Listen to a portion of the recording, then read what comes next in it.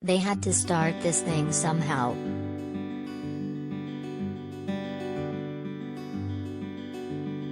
A muted and semi-restrained opening ceremony began the 2020 Tokyo Olympic Games Friday morning, for the first time broadcast live in the early hours in the US by NBC. An abridged replay will air at 7:30 p.m. EDT/4:30 p.m. PDT.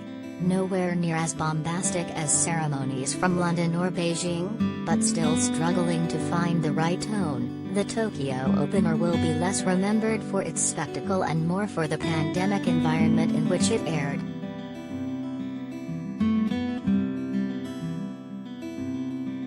The International Olympic Committee is trying to use the ceremony, and the games themselves, as a step into the future, but the opening pageant was a muddled, controversial affair that couldn't escape the looming present.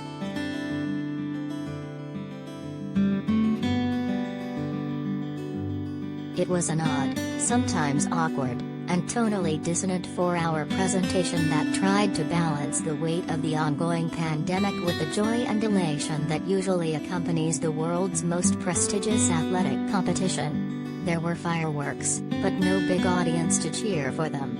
There were remembrances for those lost to COVID-19, even as some masks slipped below noses and mouths.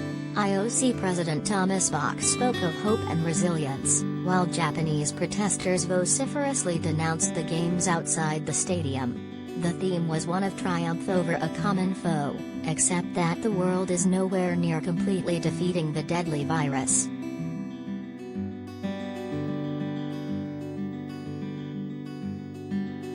Protesters among hundreds together at Olympic Stadium during opening ceremony.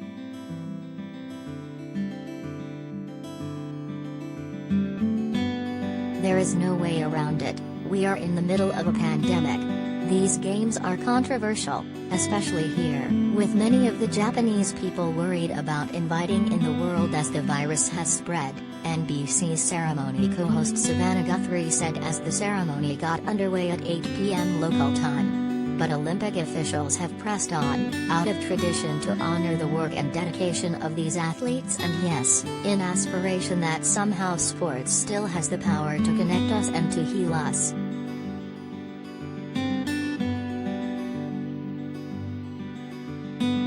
NBC, the IOC, the athletes and everyone involved in the games hope that sports has the power to heal us, and that remains to be seen as the competition begins. But if they were imagining that this ceremony would spark a global mood of excitement and hope, they chose the wrong way to show it.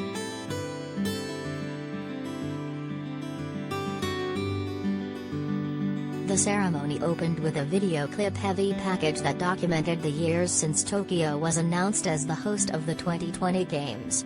Elation, excitement, followed by the silence of the 2020 lockdowns and seen-off athletes training at home.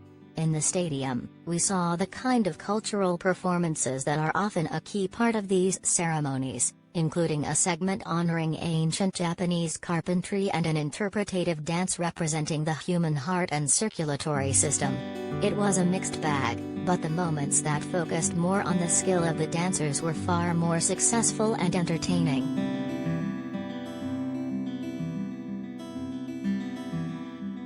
The Parade of Nations, with delegations bearing their country's flags, started less than 40 minutes into the event. It proceeded in its usual, and sometimes boring, format, although producers offered the fun touch of using vibrant music from video games to score the parade, which helped overcome that there was no audience to loudly clap and cheer for the athletes.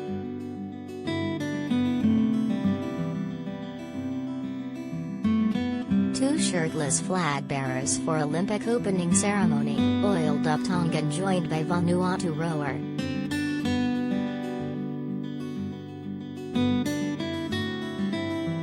On the NBC feed available in the US, the producers continued their usual Olympics strategy of all-Team USA all-the-time coverage.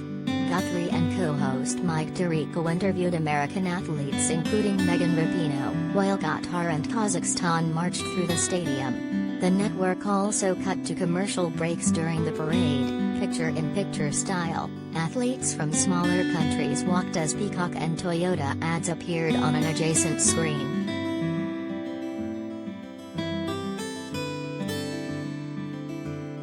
After the parade concluded, more entertainment, including a kabuki performance and sports pictograms with costumed dancers and unsettling camera angles, felt more like filler so late in the event.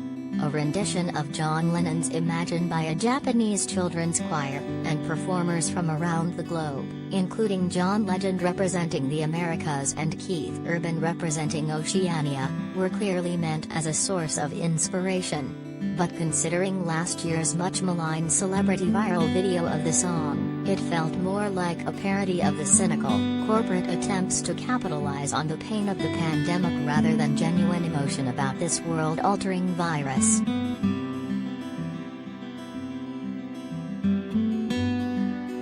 There was no easy way to create an opening ceremony for an Olympics delayed a year because of a global health crisis. There is no precedent, no script to follow for trying to excite a world still hobbled by a death and tragedy to watch sports.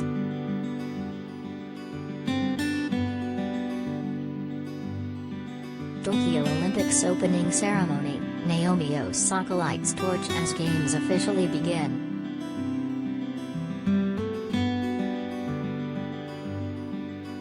So in one sense, the producers of the ceremony succeeded just by pulling something together.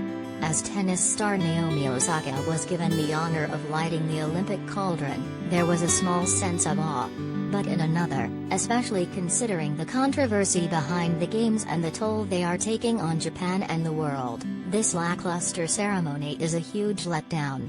What's the point of all the risk, all the testing and quarantining and masks, if this is the best emotion and spectacle we can muster?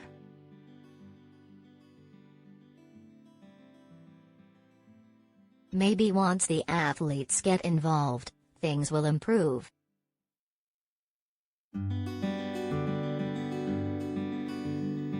Tokyo Olympics, why I'm dreading watching this train wreck on TV.